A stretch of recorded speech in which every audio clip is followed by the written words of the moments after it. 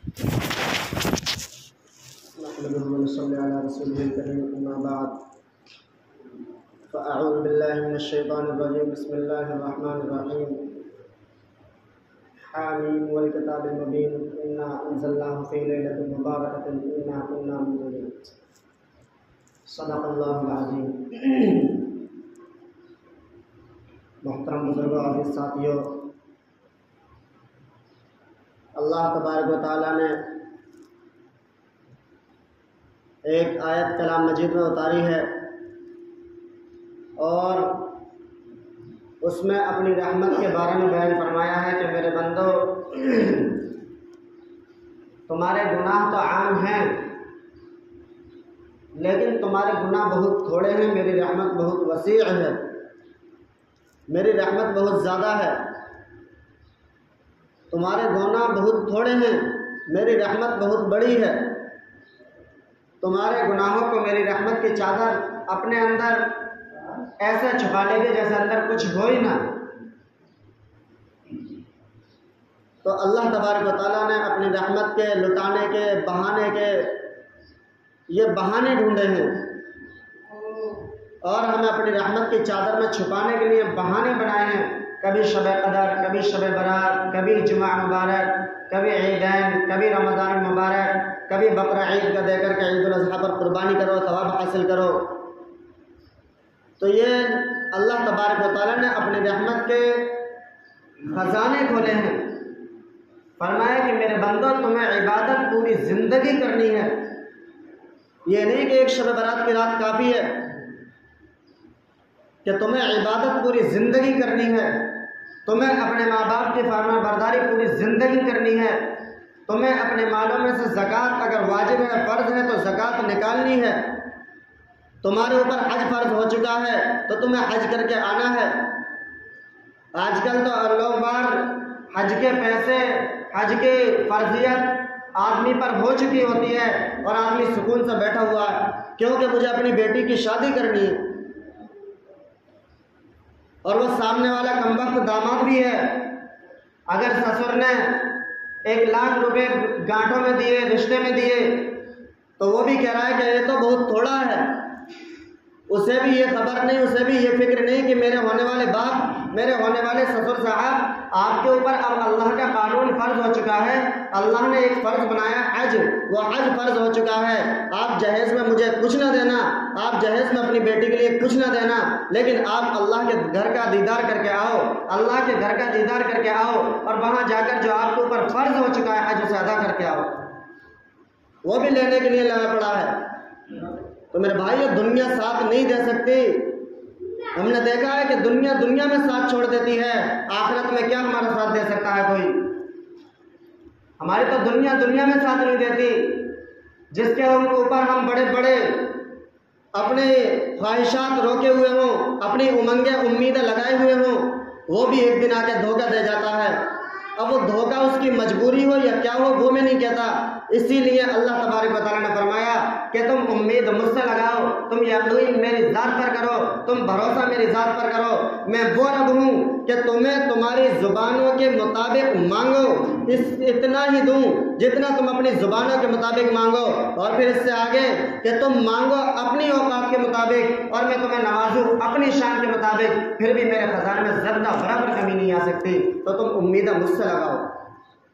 تمہیں یقین کسی ذات پر رکھنا ہے تو میرے اوپر رکھو، تمہیں بھروسہ کسی ذات پر ہے تو میرے اوپر رکھو. یہ دنیا والے تمہارے ساتھ نہیں دے سکتے. یہ ماں باپ بھی ایک دن ساتھ چھوڑ جائیں گے، یہ بیوی بچے بھی ایک دن ساتھ چھوڑ دیں گے. اور اس امت کے لیے تو فتنہ اللہ کے رسول صلی اللہ علیہ وسلم نے فرمایا کہ مال ہے، مال و اولاد دونوں چیزیں ہیں، لیکن اصل فتنہ مال اس امت کا بتلایا. تو میرے بھائیو، ہمیں ضرورت ہے. ہم نے تو یہ سوچا ہے کہ شب برات آئے گی سال میں ایک دفعہ، اس دن جائیں گے مسجد کو چراغاں روشن کر دیں گے. مسجد میں 1 بلب کی ضرورت ہے، اس دن 10 جلائیں گے. گھر میں 1 موم بتی کی ضرورت، اس دن 50 جلائیں گے. یہ اللہ کے رسول صلی اللہ علیہ وسلم کا اصول نہیں ہے، صحابہ کا نہیں ہے، ہمارے اسلاف اکابرین کا نہیں ہے. اور جب اسلاف کا نہیں ہے تو ہمیں بھی سوچنا چاہیے کہ ہم خود تو اتنے پڑھے لکھے ہیں نہیں جو شریعت کے اصول کو سمجھ سکیں.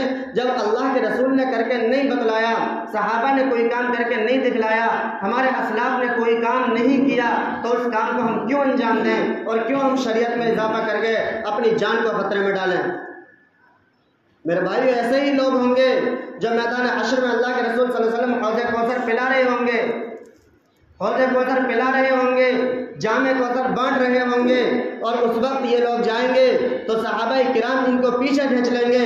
اللہ کے رسول صلی اللہ علیہ وسلم فرمائیں گے نہیں نہیں، یہ تو میرے امتی ہیں۔ اللہ کے رسول صلی اللہ علیہ وسلم جو پہچانیں گے میرے امتی ہیں، ان کی پہچان یہ ہوگی کہ وہ لوگ نماز پنجگانہ پڑھتے ہوں گے، جس کی وجہ سے ان کے یہ ہاتھ کونیوں تک، چہرے، پیر، پاؤں، ٹخنوں تک یہ چمکتے ہوئے ہوں گے روشن، کہ وضو کی نشانی ہے، وضو میں ان چیزوں کو دھویا کرتے تھے۔ اس وجہ سے اللہ کے رسول صلی اللہ علیہ وسلم فرمائیں گے میرے امتی ہیں، ان کے تو یہ چہرے چمک رہے ہیں، ان کے تو ہاتھ چمک رہے ہیں، ان کے تو پیر چمک رہے ہیں۔ صحابہ کرام فرمائیں گے اللہ کے رسول صلی اللہ علیہ وسلم آپ کو نہیں معلوم، آپ کے آنے کے بعد آپ دنیا سے آگے تھے، اللہ نے آپ کے اوپر آیت اتاری تھی، الیوم اکملت لکم دینکم واتممت علیکم نعمتی ورضیت لکم الاسلام دینا، کہ اللہ نے فرما دیا تھا میں نے تو دین اسلام مکمل کر دیا، بعد میں یہ آئے تھے اور انہوں نے کہا تھا نہیں نہیں اللہ نے دین اسلام مکمل نہیں کیا، اللہ نے کمی چھوڑی ہے، یہ نعوذ باللہ من ذالک، اللہ نے کمی نہیں چھوڑی، محمد صلی اللہ علیہ وسلم نے ہمارے ساتھ دھوکہ زنی کی ہے۔ یہی جواب ہو سکتا ہے اور کوئی جواب میری سمجھ میں نہیں آتا بدعات بڑھانے والوں کے لیے کہ اللہ کے رسول صلی اللہ علیہ وسلم نے کمی چھوڑی ہے۔ کیا کمی؟ کہ اللہ کے رسول صلی اللہ علیہ وسلم نے ہمیں نہیں بتلایا شب برات میں ہم کون سی عبادت کریں۔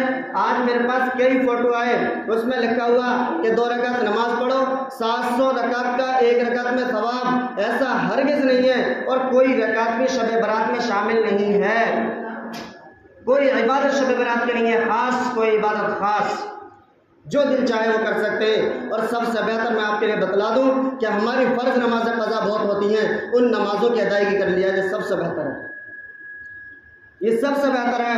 نفل ہم پڑھیں گے ثواب ملے گا، ثواب کا انکار نہیں، تسبیحات ہم کریں گے ثواب ملے گا، استغفار ہم کریں گے ثواب ملے گا، اللہ اکبر لا الہ الا اللہ واللہ اکبر لا الہ الا اللہ اللہم صلی علی محمد درود پڑھیں گے، کوئی بھی اللہ کی عبادت کریں XYZ ثواب ملے گا۔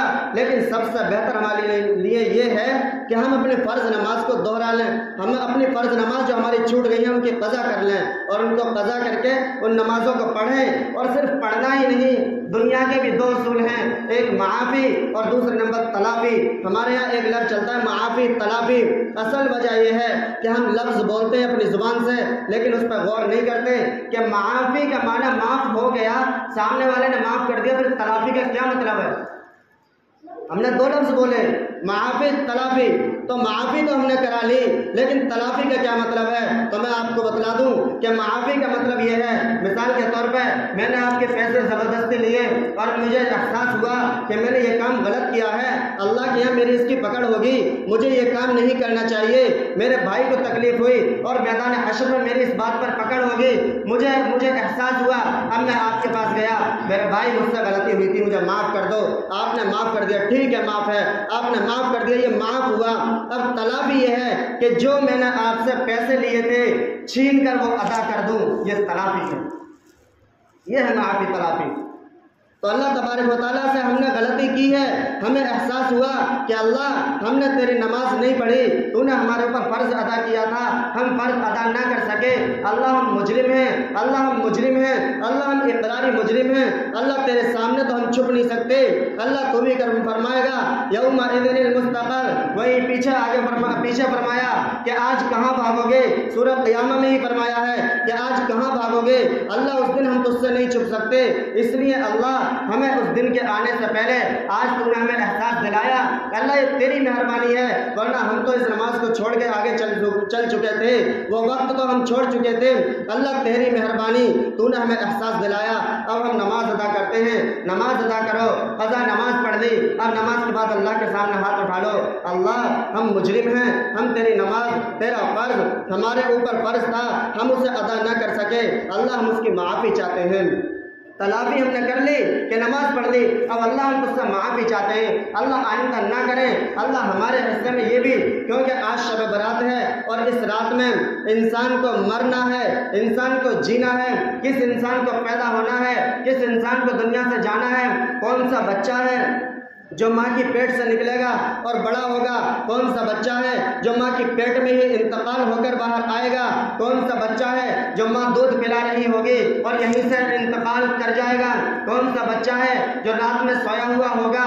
یا کون شخص ہے جو رات میں سکون سے سوئے گا؟ صبح میں اور آپ اور گھر والے اٹھائیں گے کہ بھائی اٹھو، ٹائم بہت ہو گیا، ہم اٹھانے جائیں گے، پتہ چلا کہ ہمارا شخص، ہمارا بھائی رات تک تھا، اب بھائی نہیں رہا، اب یہ کسی اور دنیا کی طرف چلا گیا، تو پتہ کوئی نہیں، منٹوں سیکنڈوں کا نہیں پتہ۔ تو اس رات میں یہ لکھا جاتا ہے کہ کس کو کیا ملنا ہے، کس کو روزی کتنی ملنی ہے، کس کو روزی کتنی ملنی ہے، کہاں سے ملنی ہے، کس طریقے سے ملنی ہے۔ تو میرے بھائیو، اس رات میں یہ کام ہوتے ہیں، اور یہ ہماری تقدیر جو ہے، یہ لوح محفوظ ایک کتاب ہے، اس میں زمین و آسمان بنانے سے پہلے اللہ تبارک و تعالیٰ نے لکھ دیا تھا۔ اور آج کے دن کیا ہوتا ہے پھر جب لکھ دیا تھا؟ آج کے دن یہ ہوتا ہے کہ اس فائل میں سے چھوٹے پرچے نکال کر سب فرشتوں کو پکڑا دیا جاتا ہے۔ کچھ فرشتے اللہ کے متعین ہیں جو ہمارے پاس روزی پہنچاتے ہیں، کچھ فرشتے اللہ کے متعین ہیں جو ہمارے پاس بارش کے ذریعے پانی پہنچاتے ہیں، کچھ فرشتے اللہ کے متعین ہیں جو ہمارے روح نکال کر لے جاتے ہیں۔ تو ان فرشتوں کے ہاتھ میں وہ پرچے پکڑا دیے جاتے ہیں کہ اب اس سال تمہارا یہ کام ہے اور اس وقت کا کام ہے۔ تو وہ فرشتوں کی ذمہ داری ہے، اور ان فرشتوں کا یہ کرنا ہے کہ وہ نہ تو اس میں ایک سیکنڈ لیٹ کرتے ہیں اور نہ ایک سیکنڈ جلدی کرتے ہیں، منٹ گھنٹے نہیں، سیکنڈ کی بھی لاپرواہی نہیں کرتے۔ تو میرے بھائیو، اس دن یہ ہے کہ اگر ہمیں اللہ تبارک و تعالیٰ موقع دے، فرض نہیں، واجب نہیں، سنت نہیں، صرف مستحب کہ اس رات میں عبادت کرو، اور وہ بھی عبادت ہماری کون سی عبادت ہے؟ ہم تو مسجد میں سارے جمع ہوتے ہیں، ہم سوچتے ہیں مسجد میں عبادت کرنا یہ عبادت ہے، اور پھر عشاء کی نماز ہم نے پڑھی، اس کے بعد کچھ رکعتیں پڑھی، رکعتیں پڑھنے کے بعد ہم گھر چلے گئے۔ گھر کیوں گئے؟ سونے کے لیے۔ کچھ دیر کے بعد یا صبح ہونے کے قریب گھر کی عورتوں نے اٹھایا، جاؤ کچھ اور نماز ادا کر لینا، پھر بھی ہم مسجد میں آ کر وہ نفل پڑھتے ہیں۔ طریقہ یہ نہیں ہے، یہ عبادت ہے تنہائی کی عبادت، یہ عبادت ہے اکیلے کی عبادت۔ کیونکہ میرے بھائیوں، آج کل نوجوان طبقہ بہت ادھر جا رہا ہے، اس لیے مثال بھی میں وہی دے دوں کہ تاکہ آسانی سے سمجھ جائیں۔ آج کل اگر کوئی دو عاشق ہوں، عاشق اور معشوقہ ہوں، دونوں ایک دوسرے میں دوستی کرنا چاہتے ہوں اور وہ دوستی کرنا چاہتے ہوں، تو ان کی دوستی جب بات تک محدود ہوگی، پہلے شکل ہوگی، آنکھیں ہوں گی، نظریں ہوں گی، چہرہ ہوگا، اس کے بعد آگے چلے گا تو وہ بات کرنا چاہیں گے، بات کے بعد آگے چلے گا۔ جیسے موسیٰ علیہ السلام نے اللہ سے بات کی تو اللہ نے فرمایا، اللہ میں تجھ سے بات تو روزانہ کرتا ہوں، قال رب ارینی انظر الیک، اللہ میں تجھے اب دیکھنا بھی چاہتا ہوں۔ تو جب بات ہوئی تو بات سے آگے عشق ٹپکتا ہے اور وہ کہتا ہے میں تیرا دیدار بھی کرنا چاہتا ہوں۔ تو یہ دونوں اب ایک جگہ نہیں مل سکتے، یہ دونوں اب کسی کے مجمع میں نہیں مل سکتے، یہ دونوں کسی مجمع میں اپنی بات نہیں کر سکتے، پرسنل بات۔ میں اور آپ بھی ہماری پرسنل بات ہو، ممبر پہ بیٹھ کے میں آپ سے نہیں بتلاؤں گا، میں بھی تنہائی کا موقع چاہوں گا، تو میرے گناہ مجھے پتا، میرے رب کو پتا، معافی اسے کرنی ہے، معافی مجھے مانگنی ہے، تلافی مجھے مانگنی ہے، تلافی دینی اسے ہے۔ تو میرا گناہ میرے رب کو پتا ہے اور میرے رب کو میرے گناہ پتا ہے، مجھے توبہ اپنے رب سے کرنی ہے۔ تو میرا رب کہتا ہے میرے بندے آ مجھ سے تنہائی میں مل اور مجھے بتا، میں معاف کر دوں گا، میں اپنی رحمت کے دریا بہا دوں گا تیرے گناہوں پر۔ پریشان نہ ہونا، غمگین نہ ہونا، میرے اتنا گناہ ہو گئے ہیں، کوئی بات نہیں ہو گئی، تو بندہ ہے، میں نے نسوان یعنی بھول کا مادہ تیرے اندر رکھا ہے، تجھ سے غلطی ہوئی، تجھے احساس ہوا، الندم التوبہ، تجھے شرمندگی ہوئی، تو نے توبہ کرنا چاہیے، تجھے شرمندگی ہوئی اپنے گناہوں پر، آ جا اکیلے میں مل مجھ سے آگے۔ میرے رب کہہ رہا اکیلے میں مل اور مجھ سے مغفرت چاہ، مجھ سے گناہوں کو معاف کرا، مجھ سے مغفرت طلب کر، مجھ سے روزی چاہیے تو روزی مانگ، اکیلے میں مانگ میرے بندے، میں اپنے عشق کے دریا تیرے اوپر بہا دوں گا، تجھے افسوس کرنے کی پھر ضرورت کوئی نہیں۔ یہ ہے اس رات کا مطلب، اور یہی تہجد کی نماز ہے۔ تہجد کی نماز رات میں اکیلی لاڈلی نماز، اکیلی لاڈلی نماز، کہ اس نماز میں اللہ تبارک و تعالیٰ اتنا اپنے بندے پر رحمت بہانا چاہتے ہیں کہ میرے بندے، دن میں تو ہر کوئی آ جاتا ہے، پانچوں نمازیں ہر کوئی ادا کر لیتا ہے، تنہائی میں اور راتوں رات کوئی عاشق اور معشوق نہیں مل سکتا ہے۔ پانچوں نمازیں جو ہوتی ہیں وہ مؤذن کی اذان پر ہوتی ہیں، مائک کی اذان پر ہوتی ہیں، لاؤڈ اسپیکر کی اذان پر ہوتی ہیں، اور ہمارے کانوں میں اس کی آواز جاتی ہے۔ اور تہجد کی نماز وہ واحد نماز ہے جو دل کی اذان پر ہوتی ہے اور دل کے کان ہی سنتے ہیں۔ تو اللہ کا جو عاشق ہوگا وہی اس بات کو سن سکے گا، جو اللہ کا محبوب ہوگا وہی اٹھ کے اس بات کو سن سکے گا۔ اس لیے اس دن میں، اس مبارک رات میں یہ مانگا جائے، اللہ ہم تجھ سے بہت دور ہو گئے، اللہ ہم تجھ سے بہت دور ہو گئے، ہم نے تیری نعمتوں کو ٹھکرا دیا، ہم نے تیرے طریقوں کو ٹھکرا دیا، ہم نے تیرے احکام کو ٹھکرا دیا، ہم نے تیرے نبی صلی اللہ علیہ وسلم کے احکام کی پابندی نہیں کی، اللہ ہم مجرم ہیں، آئندہ ہمیں پابندی کی توفیق عطا فرما، اللہ ہم گنہگار ہیں، ہمارے گناہوں کو معاف فرما۔ اللہ کون کون سا گناہ ہے؟ میں ہوں اور تو اکیلا ہے، میرے علاوہ اور تیرے علاوہ یہاں ہے کوئی نہیں، تو اللہ میں زبان سے بتاؤں یا دل سے بتاؤں تو سب جانتا ہے، اللہ معاف کر دے۔ اس لیے یہ عبادت جو ہے تنہائی کی عبادت ہے، تنہائی کی عبادت ہے، اور اللہ سے دعا فرمائیں اللہ تعالیٰ ہم کو خوب شب برات پر اور جیسے بھی موقع ہو، کیونکہ شب برات ایک خاص نہیں ہے، میں نے پہلے بھی کہا، پچھلے جمعے میں بھی کہا، صرف شب برات سے کام نہیں چلے گا، پوری زندگی کی عبادت دیکھی جائیں گی۔ اگر صرف شب برات سے کام چلے تو اللہ کے رسول کو جنگ احد میں جا کر ڈانٹ ٹوٹوانے کی ضرورت نہ پڑے، اگر صرف شب برات سے کام چل جائے امیر حمزہ کو شہادت کی ضرورت نہ پڑے۔ اس لیے پوری زندگی کی عبادت کو سامنے رکھیں، پھر اپنے گناہ، اللہ ہم سے غلطی ہوگی معاف کر دے، اللہ تعالیٰ